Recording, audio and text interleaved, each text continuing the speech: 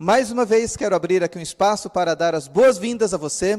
Eu quero pedir que você compartilhe esse vídeo. Vamos começar a nossa mensagem agora. Então, compartilhe o link, você que está no Facebook, você que está pelo YouTube.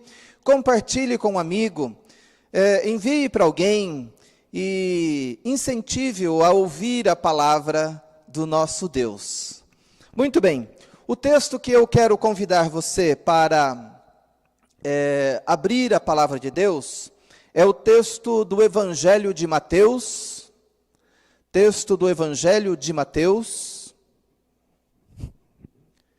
e o texto que está no capítulo 6, Evangelho de Mateus, capítulo 6.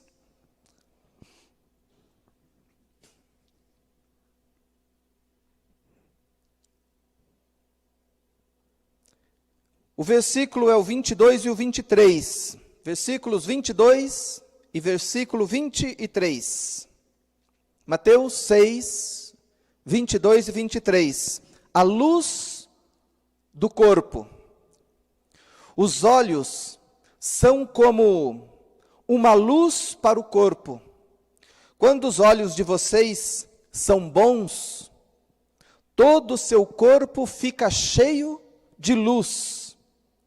Porém, se os seus olhos forem maus, o seu corpo ficará cheio de escuridão.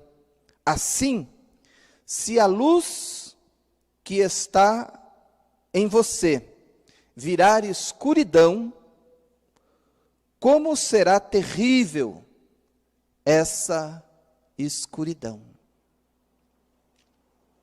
Que Deus nos abençoe nesse tempo e prepare o teu coração, tua mente e unja os meus lábios para a meditação desta manhã.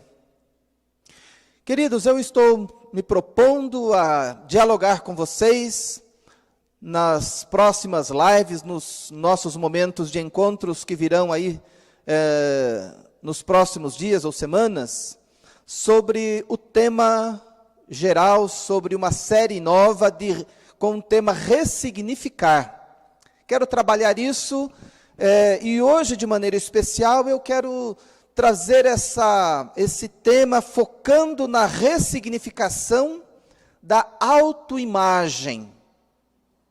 Ressignificando a autoimagem. A semana passada, ou retrasada, eu estive às voltas com um médico, na verdade uma médica, uma doutora, uma otorrinolaringologista. E como eu já comentei com alguns de vocês, já há alguns meses, me apareceu aqui um zumbido no ouvido esquerdo, e eu tenho dito então que eu tenho ouvido canto de cigarra 24 horas por dia.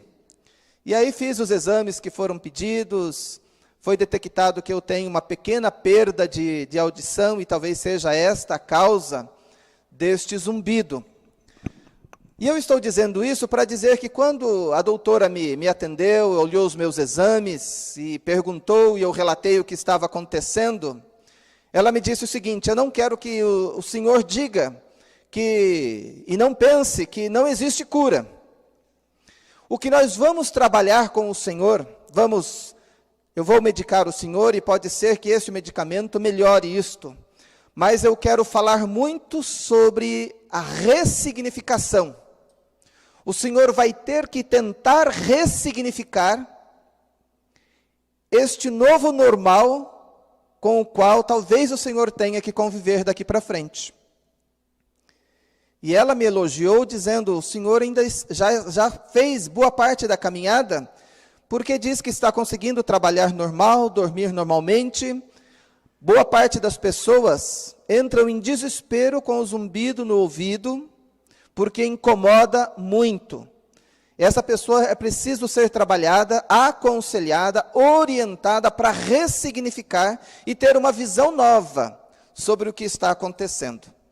E aquela palavra da doutora Chamou-me a atenção que não é somente por um zumbido no ouvido que a gente precisa buscar uma ressignificação, mas também por uma série de outras situações na nossa vida.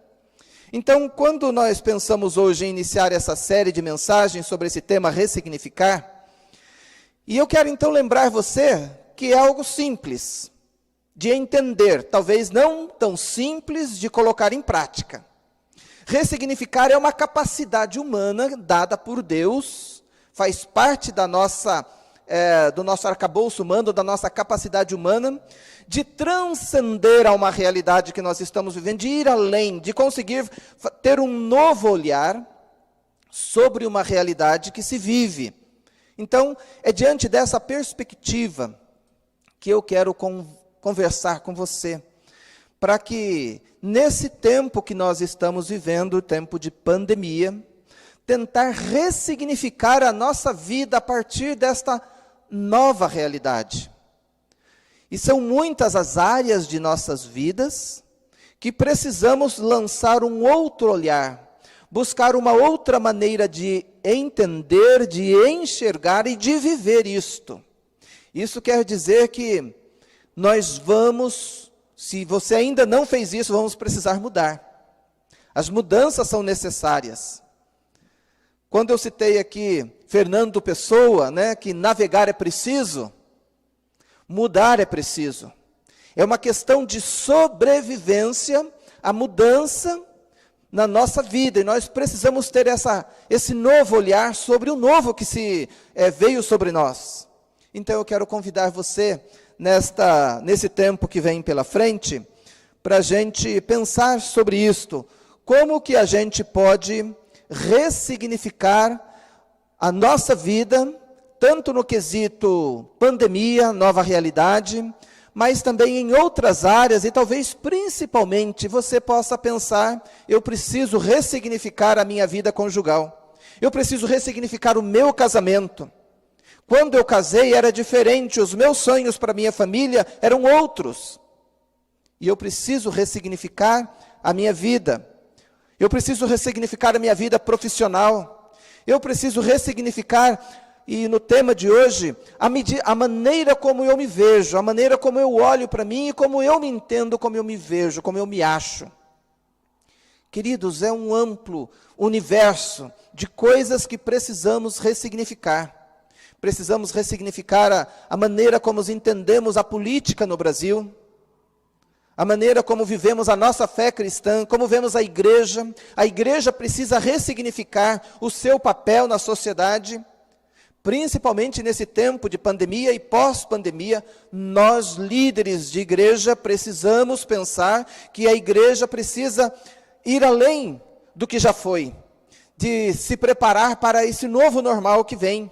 Mesmo que os cultos voltem a ser presenciais, nós precisaremos, então, ressignificar o papel da igreja.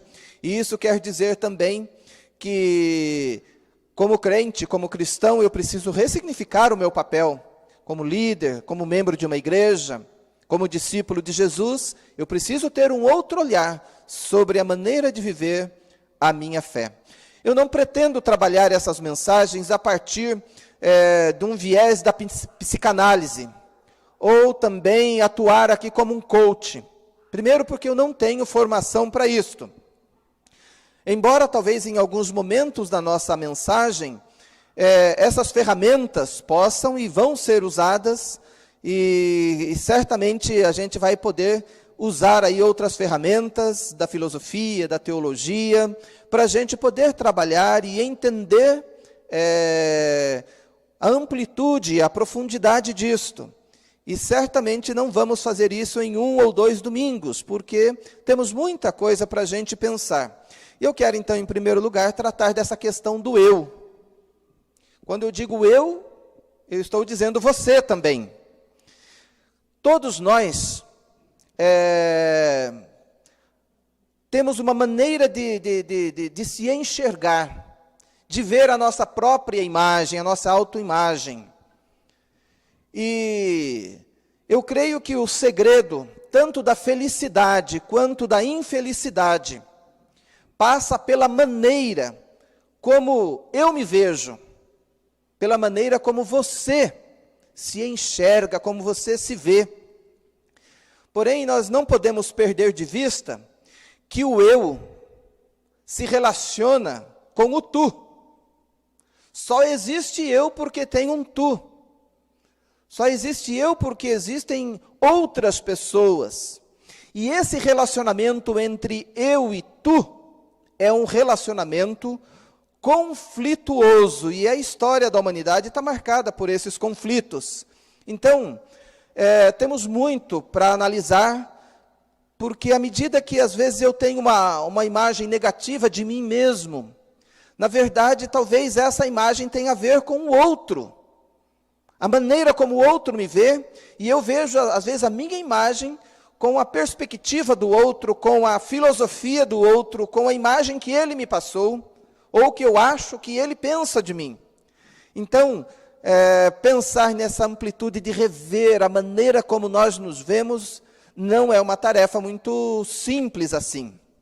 Há uma obra muito complexa, um verdadeiro clássico da filosofia, que foi escrita por um filósofo austríaco, e Martin Buber, ele denomina o seu livro, e o título do seu livro é exatamente esse, Eu e Tu. E nesse livro, Martin Buber trata da filosofia do diálogo, e tem a ver então com a questão da reciprocidade entre as pessoas, a forma de conviver.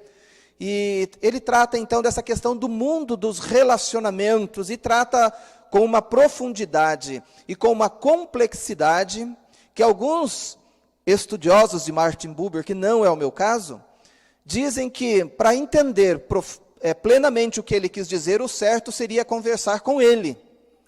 Porque, na verdade, embora ele já tenha morrido, mas mesmo os estudiosos de Buber entendem que é complexa entender a sua obra. E ele fala então dessa questão do relacionamento, e ele entende que o relacionamento entre eu e tu é a essência do homem. Isso faz parte da essência do homem. Se não tiver o tu, não existe o eu. O eu só existe em função do outro. Então, e é exatamente neste relacionamento, nessa parceria que se dá entre os seres humanos, nesse face a face, nesse dialogar da vida, que encontramos então os conflitos. E então, ele vai trabalhar pelo menos 3 esferas dessa dimensão relacional entre o eu e tu. Primeiro ele fala na dimensão relacional com a natureza. Ou seja, o ser humano ele se relaciona com a natureza que Deus criou. Então é importante ter essa consciência de que nós nos relacionamos não apenas entre pessoas, mas nos relacionamos com a criação. Em segundo lugar, ele fala da segunda esfera, da segunda dimensão, que é a vida dos homens, entre os homens.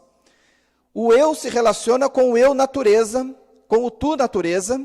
O eu se relaciona com o tu igual, com o tu homem.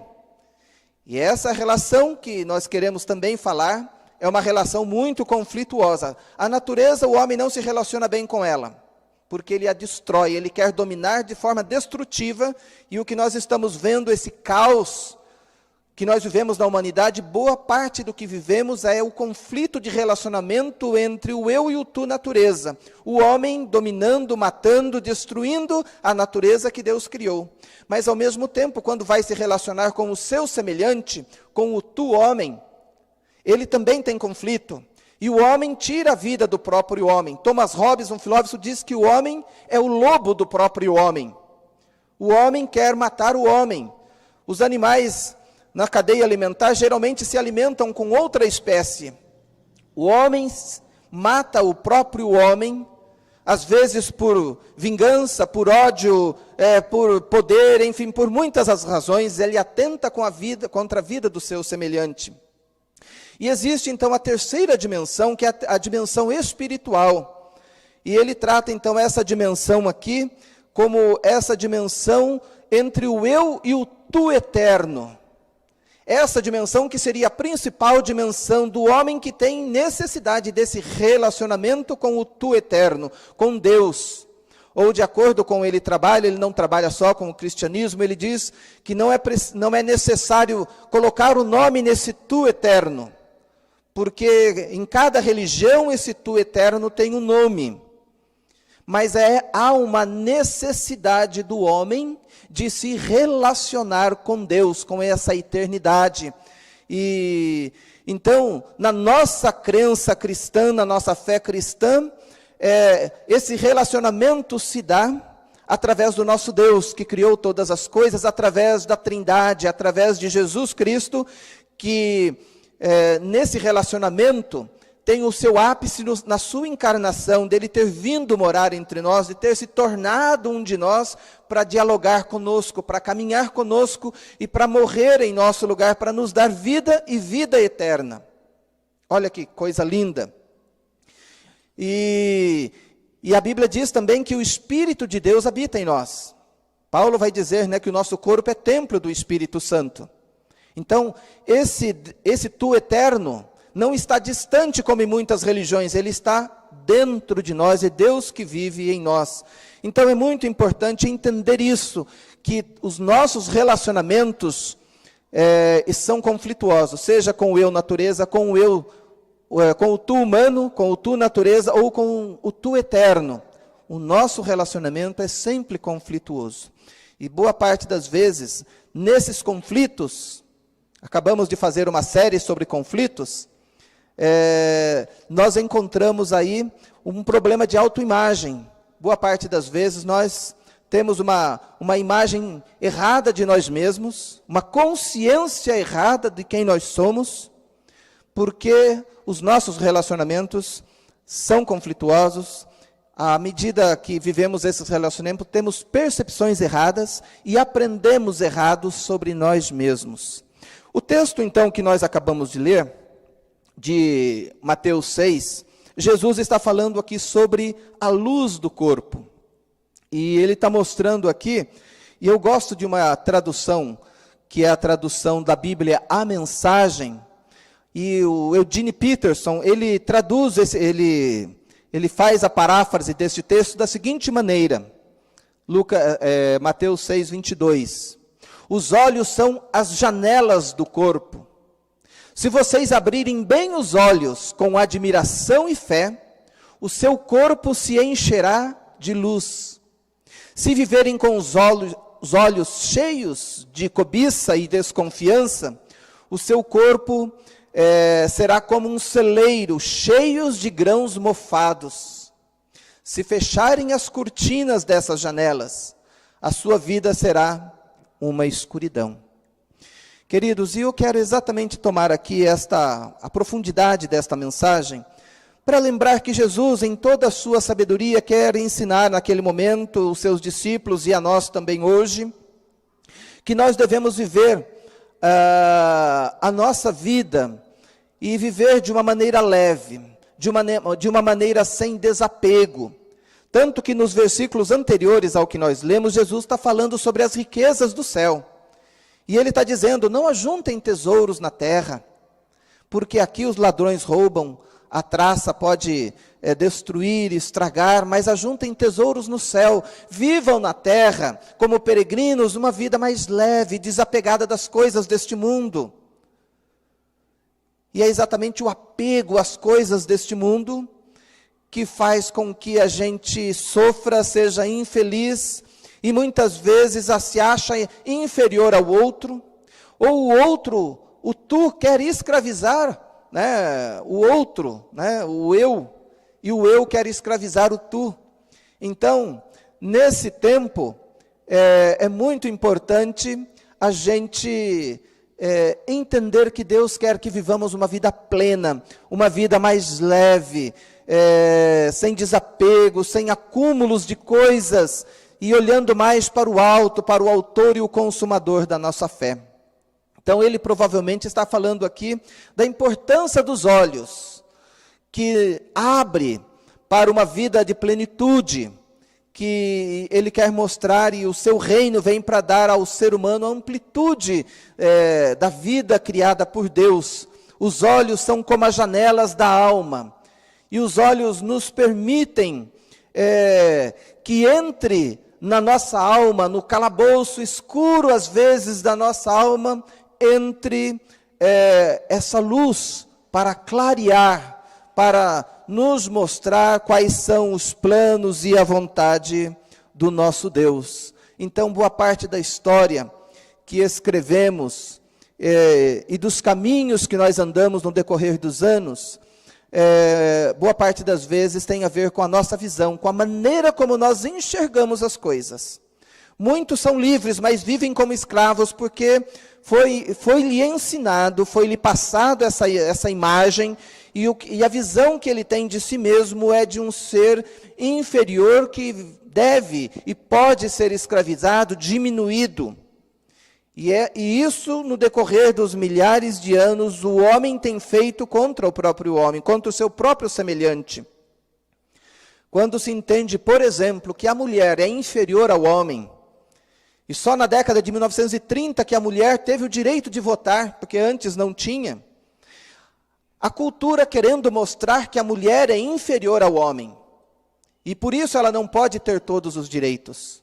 Por isso que existe aí uma luta das mulheres, do empoderamento, de uma luta pela igualdade, do seu espaço diante da sociedade, diante de Deus, como igual, como ser semelhante ao outro e igual em valor.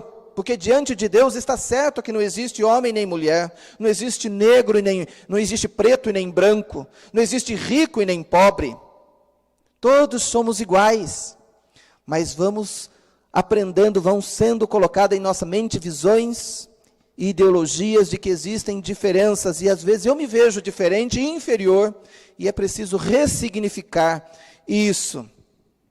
E a gente tem que, então, olhar para esse precioso privilégio e tempo que nós temos, de que a minha vida pode ser melhor do que é, de que o meu universo é mais amplo, é mais belo do que o que eu vejo hoje, do que o que eu vivo hoje. Então, quantos estão vivendo, poderiam viver numa plenitude melhor, mas estão vivendo tristes, acabrunhados? Quantos estão vivendo o passado? É muito comum as pessoas dizerem: no meu tempo isso era melhor. No passado, quando eu era criança, quando eu era adolescente, quando eu me casei. São esses saudosistas, e muitas vezes, sem uma má intenção, a pessoa fica achando que é legal dizer isso, que é bom dizer isso. Ele está vivendo preso no passado, e ele precisa ressignificar a sua vida, para que aquilo que foi importante e bom no passado possa ser de novo. E precisa ressignificar a vida. Então, eu já falei aqui da importância da gente trocar as lentes dos óculos, porque às vezes os óculos que nos são dados nos faz ver a vida sem sol, escura, na penumbra, ou faz ver a vida de uma cor que não é real. E é preciso então, ao ressignificar, lembrar que é esse processo de trocar a lente pela qual vemos o mundo, e vemos principalmente a nós mesmos. E nesse tempo tão difícil, tão triste, de luto, de insegurança, de incerteza que nós estamos vivendo em função da pandemia, que mudou o mundo, nós somos obrigados a pensar numa nova maneira de ver e encarar e lutar pela sobrevivência humana. E nós temos capacidade para isso. Muitas espécies criadas por Deus não foram trabalhadas para isso, e não conseguiram se adaptar, ressignificar a sua vida à medida que o ambiente, que as circunstâncias foram mudando. E muitas espécies desapareceram, entraram em extinção. Mas o homem sobrevive porque Deus deu a ele uma capacidade de ressignificar a sua vida à medida que o cenário da sua vida muda. Então, e é isso que nós queremos conversar. E eu não sei como é a tua vida. Eu não sei em que área da tua vida necessita de uma ressignificação. Eu sei que algo precisa ser feito. Todos nós precisamos avaliar e pensar em que área eu preciso ressignificar a minha vida. E lembra então que os teus olhos são as janelas que Deus fez para entrar luz. E se as suas janelas estiverem abertas, se você olhar para a vida com fé naquele que é a luz do mundo, a luz que entrar em você vai fazer com que toda a sua existência, todo o teu corpo possa ter brilho, possa ter clareza, possa ter plenitude. Mas se você fechar as janelas da sua alma, se você não se abrir para que os raios do sol entrem no seu interior, você pode viver numa eterna escuridão. Você pode olhar para si mesmo e ver uma imagem negativa, porque a imagem que foi lhe passado, e a imagem que muitas vezes o inimigo das nossas almas, que Jesus disse que tem o propósito de roubar, matar e destruir, ele está roubando a sua verdadeira imagem, e o objetivo dele é destruí-lo, exterminar com a sua vida. Mas você pode, em Cristo e à luz de Cristo, ressignificar a sua vida, abrindo as janelas do teu coração, da tua alma, dos teus olhos, para que a graça de Deus inunde o teu coração. Eu não sei qual a opinião que você tem de você mesmo. Eu não sei o que você pensa. Nós estamos vendo aí pela televisão essa questão dos gafanhotos que estão saindo, principalmente do Paraguai, chegaram na Argentina, parece que estão bem próximos do Uruguai, e também uma possibilidade de chegarem ao Brasil. Os gafanhotos são seres pequenos. No entanto, eles vivem em bandos, e o estrago que eles fazem por onde passam é aterrador, terrível. Mas o gafanhoto em si, ele é pequeno. E quando eu lembro do gafanhoto, eu lembro da passagem lá do deserto de Números 13, 28, de maneira especial, quando Josué e Calebe, juntamente com os outros 10 espias, voltam da missão que lhes fora dado de espiar a terra prometida. 10 voltam aterrorizados, dizendo que haviam encontrado lá homens gigantes, os filhos de Anak.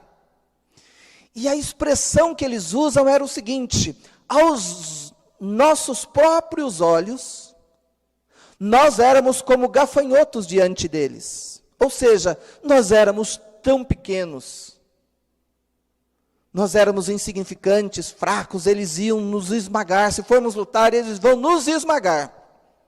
O medo fez com que aqueles homens se vissem como gafanhotos.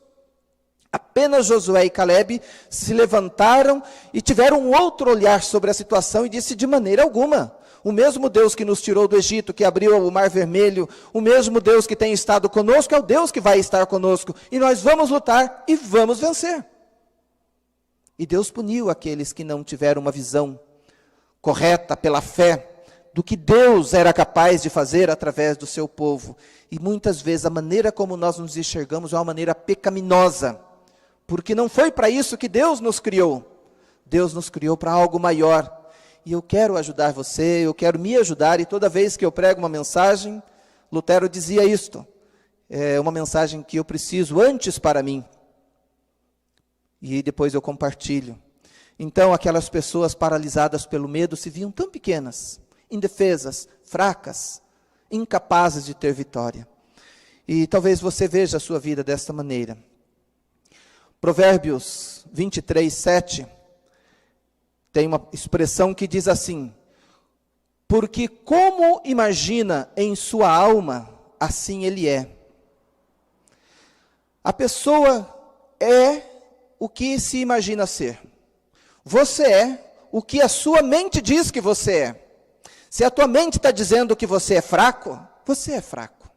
Se você está alimentando este pensamento de que você é derrotado, que você não vai conseguir, de que você é feio, de que seu nariz não é bonito, de que a sua altura não é boa, seu cabelo não é bom, se você começa a alimentar isto, certamente isto é verdade. Assim ou é no teu coração, na tua mente. Mas se você ressignifica isto, e começa a olhar de uma outra perspectiva, a tua vida certamente vai mudar, porque há um poder muito grande sobre o que dizemos e o que pensamos. Provérbios 24:10 diz assim: se te mostrares fraco no dia da angústia, a tua força é pequena. Se te mostrares fraco no dia da angústia, a tua força será mínima e você será certamente derrotado. Geralmente, queridos, o nosso maior inimigo não é o Golias. Ele não é o tu, não é o outro, não está fora. O maior inimigo do ser humano está dentro dele mesmo. E dentro de nós está aquele que pode nos derrotar em primeiro lugar. O filisteu mora dentro de nós e nos aterroriza. E nós precisamos vencer esses inimigos internos. E boa parte das vezes as informações erradas sobre nós mesmos nos são passadas por causa de ideologias, por interesse de alguém que quer me diminuir, para que eu não ocupe talvez o lugar dele amanhã. E a gente precisa estar muito atento com isto. Então, se você não está satisfeito com você, com a sua maneira de ser, se você deseja mudar a maneira de ver as coisas, você precisa abrir as portas e as janelas da tua alma e deixar a luz de Cristo brilhar em ti. É necessário fazer isto. E a gente tem aí uma série de possibilidades para fazer isto. Há profissionais, como eu tenho dito, da área emocional, que podem te ajudar, e você pode buscar aconselhamento. Pode procurar o seu pastor, e eu estou sempre à disposição para você abrir o coração, para orarmos e chorarmos juntos, para te orientar naquilo que for possível. Talvez você tenha o privilégio de ser como a Noemi da Bíblia. A Noemi tinha o seu nome, e ela queria mudar o seu nome para Amarga. Queria que não fosse mais Noemi, a doce, mas ela queria ser a amarga, porque a vida de amargura havia tomado conta da sua alma. Mas a Noemi teve um grande presente, ela teve um grande privilégio, ela tinha uma Ruth ao seu lado. Alguém que conseguia ver nela, apesar da amargura, algo bom. E nunca a abandonou e disse que amava e que estaria com ela em toda circunstância. Você deve ter amigos em quem você pode confiar e abrir o seu coração e pedir ajuda. Busque encontrar uma Ruth para estar do teu lado. E esse amigo que te levanta, que abre as janelas do teu coração, dos teus olhos, e faz com que o melhor de você apareça. Agora há pessoas que têm o prazer de fazer com que o pior apareça. Com que brote do seu interior o que é pior, e que você veja o quão fraco, quão ruim, quão incapaz você é. Afaste-se dessas pessoas. Mas o que de fato a Bíblia fala a respeito da maneira como Deus nos vê? Como que Deus nos vê? Se muita gente me vê como fraco, se eu me vejo como incapaz e derrotado, mas como Deus me vê? Aquele que me criou, como Deus me vê? Então, primeira coisa, lá em Gênesis vai dizer que Deus nos criou a imagem e semelhança dele. O texto de Gênesis 1, 26 e 27 diz que Deus criou os seres humanos e os criou parecidos com ele. E os criou homem e mulher e os abençoou. Salmo 8, versículo 5 diz que fizeste o ser humano inferior somente a ti e lhe deste glória e honra de um rei. Nós encontramos também um outro texto na Bíblia, em Eclesiastes 3, que vai dizer que Deus colocou no coração do homem a semente de eternidade. Ou seja, nós não somos pequenos, a nossa alma não é pequena, nós temos a eternidade, porque Deus habita em nós, e isso não é pouco. Mas a Bíblia vai nos dizer como Deus nos olha, como Ele nos enxerga. Apesar do pecado, da desfiguração que o pecado fez no ser humano, Jeremias 31:3 vai dizer que Deus nos olha com amor eterno. Com amor eterno eu te amei, e com benignidade eu te chamei, eu te atraí. Também nós encontramos na palavra de Deus que Ele nos olha e com um olhar especial de quem pertence a Ele. Paulo, no capítulo 1 de Efésios, versículos 4 e 5, ele vai dizer: assim como nos escolheu nele antes da fundação do mundo para sermos santos e irrepreensíveis perante ele em amor, e nos predestinou para sermos filhos por meio de Jesus Cristo, segundo a sua vontade eterna. Ou seja, Deus olhou para nós com amor eterno, e ele, antes da fundação do mundo, antes de eu nascer, ele já havia me escolhido para ser dele e para viver uma vida santa na presença dele em plenitude. É assim que Deus te vê. É assim que Deus olha para o ser humano. A Bíblia diz também, Isaías fala isso, Isaías 43, 4, diz: visto que foste preciosos aos meus olhos. Ele está falando do povo de Israel e que se aplica a nós. Deus nos vê como preciosidade. Eu sou digno, diz lá o texto, você é digno de honra, eu te amei, darei homens por ti e povos pela tua vida. Um Deus que olha e diz: você me pertence e eu te amei. Olha que olhar lindo que Deus tem. Em João 3,16, que você sabe de cor, diz que Deus amou o mundo, e aqui tudo que Ele criou, inclusive você, de tal maneira que Ele deu o seu Filho único, Jesus, para que todo aquele que nele crê não morra, mas tenha a vida eterna. O que Deus vê em você é a eternidade. Ele quer que você esteja morando, e por isso Jesus foi reservar um lugar na casa do Pai, para que você more eternamente na casa do Pai junto com Ele. Esta é a visão que Deus tem de você. Como o nosso tempo já está indo, eu quero começar a concluir essa parte da mensagem da maneira como eu me vejo, da maneira como Deus me vê, que é necessário ressignificar isso. E esse processo não é um processo fácil, mas nós temos o privilégio de ter esse Deus que vive em nós, o Espírito de Deus. E é Ele que nos dá poder, capacidade para nos superarmos, para ir além. E é isso que eu quero convidar você para fazer, que você comece a colocar esse propósito no teu coração. Eu quero encerrar contando uma parábola. Talvez você certamente já conhece essa parábola, a parábola da águia e da galinha. Essa parábola eu li no livro de Leonardo Boff, que tem exatamente esse título, a parábola da águia e da galinha. E ele conta então a história de um país africano, que hoje se chama Gana, mas que há séculos atrás se chamava Costa do Ouro. Fica na costa ocidental da África, perto da Costa do Marfim, de Togo, acho que São Tomé, fica naquela região da África.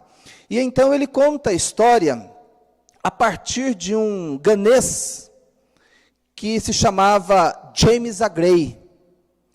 Talvez você não saiba a história de Gana. Gana hoje é um dos países que tem um percentual de população, entre a sua população de pessoas cristãs, maiores no mundo. E entre esses cristãos presbiterianos e reformados, nós temos uma comunidade reformada muito grande, muito forte, muito significativa em Gana. Mas talvez você não saiba que foi de Gana que vieram para a América, ou que veio da África para a América, inclusive para o Brasil, milhares e milhares, talvez milhões de escravos. Só para a Bahia, para você ter noção, só para a Bahia, no século XVIII, veio mais de 350 mil escravos de Gana para Salvador, desse tráfico negreiro que havia.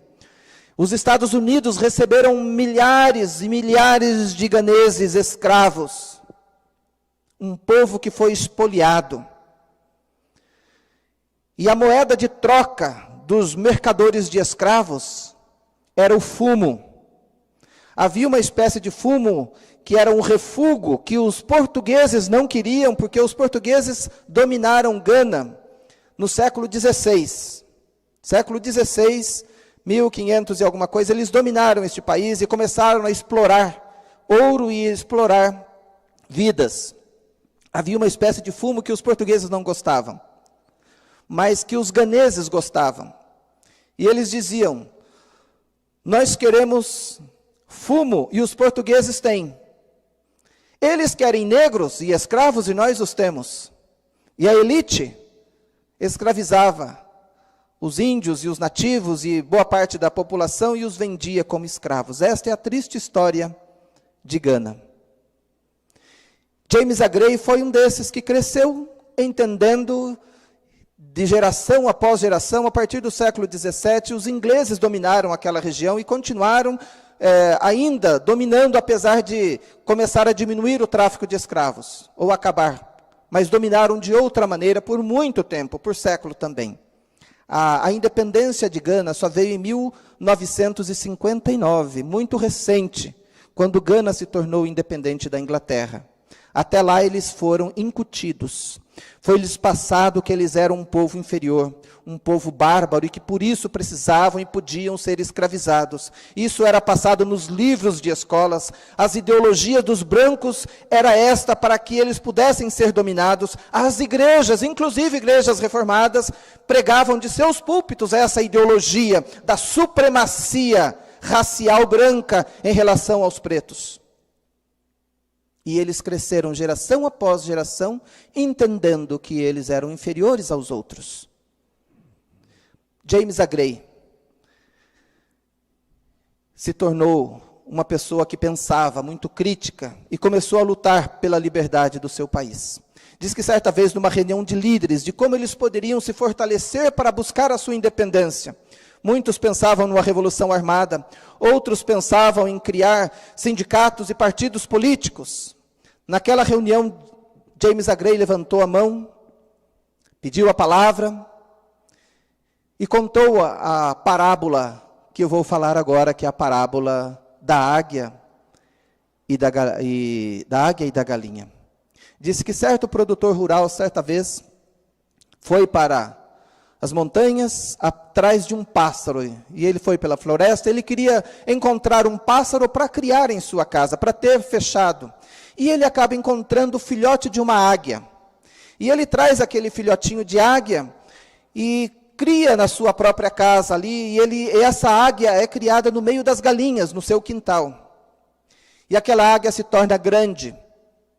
A envergadura da ponta de uma asa a outra, às vezes algumas águias chegam a 3 metros de comprimento.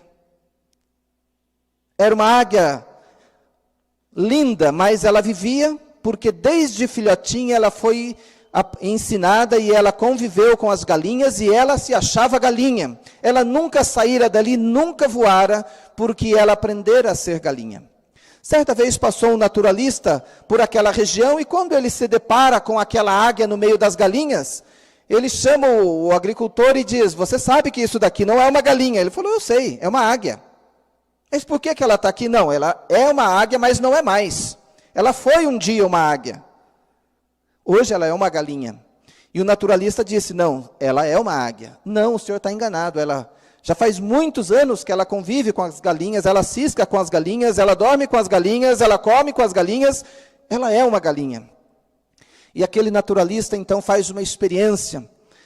E a última experiência que ele faz, diz que ele leva, juntamente com o dono da águia, ele leva a águia para o alto de uma montanha numa manhã, quando o sol estava nascendo.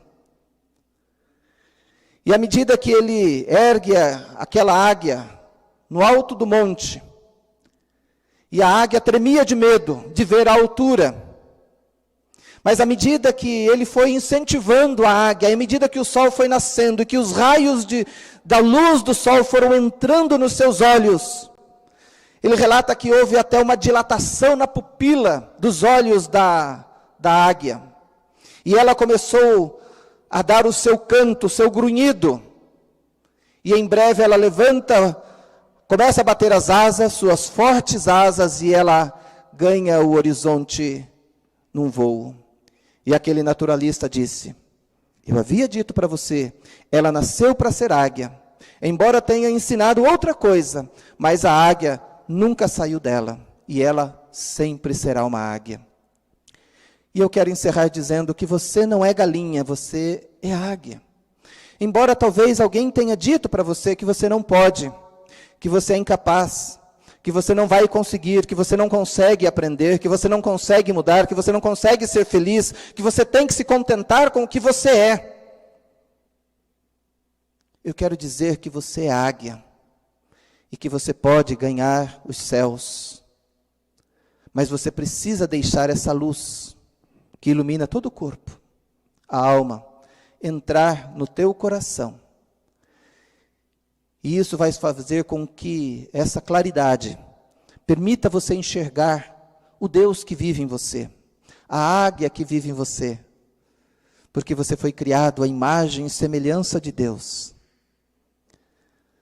Há certas vezes, certas coisas que nós queremos e planejamos, e algumas vezes nós, em função das circunstâncias, às vezes nós temos que nos contentar com aquilo, porque às vezes nós sofremos em querer outra coisa que às vezes não foi planejada para a gente, ou porque as circunstâncias nos roubou a oportunidade. Mas boa parte das vezes nós podemos mudar isto. E principalmente nós mudamos isto através da educação, através da mudança da mentalidade, da maneira da gente, nós precisamos reprogramar a nossa mente. E lembrar que dentro de nós tem uma águia que quer voar e voar alto. Que nós somos criados à imagem e semelhança de Deus. Não acredite no que o diabo está dizendo para você, do que pessoas com interesses estão dizendo para você, porque Deus quer que você esteja vivendo a plenitude para o qual Ele te chamou. E Jesus veio exatamente para mudar essa história. E Ele disse, eu vim buscar e salvar o perdido, eu vim para curar os enfermos, eu vim para proclamar a libertação aos cativos, e por isso ele disse, eu sou o caminho, a verdade e a vida. E por isso que ele diz, e conhecereis a verdade, e a verdade vos libertará. Abramos os olhos com fé, e deixemos a luz de Cristo entrar no nosso coração. A canção que você vai ouvir agora, ela diz assim, recebi um novo coração, ou melhor, dá-me um novo coração. Esse coração que Deus quer dar, é um coração novo, é um coração que Ele criou, não o que disseram que existe em você. Eu quero que você olhe para você com simpatia, com orgulho. Olhe para você do jeito que você é, porque Deus te ama. Eu quero orar por você, pela tua condição, que Deus sabe qual é. Fecha os teus olhos e vamos orar. Deus de graça e misericórdia,